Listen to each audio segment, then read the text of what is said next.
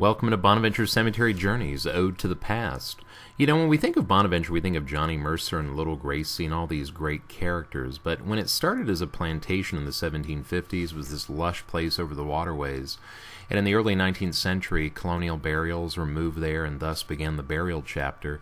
But it's really with the advent of photography that we start to get these new visuals, nationally of Bonaventure, and it becomes synonymous with the fashion of exploring cemeteries.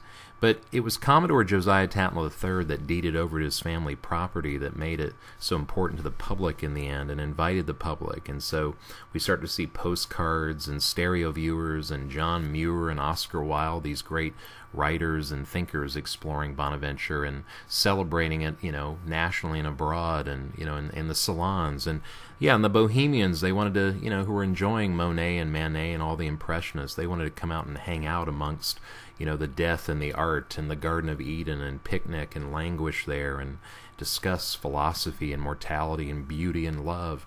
Even duelists inspired to travel there from the city and duel on the grounds, and some who died in those battles buried there.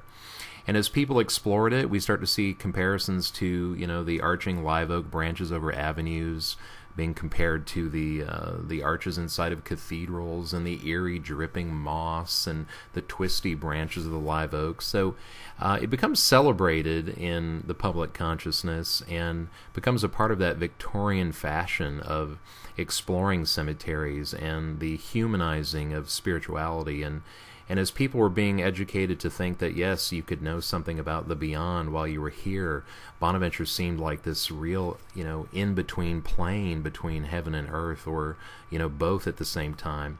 And when you're out there surrounded by all that imagination, it's very difficult just to pronounce Bonaventure as sort of city of the dead. One just comes away completely full of the life there, very much the city of the living.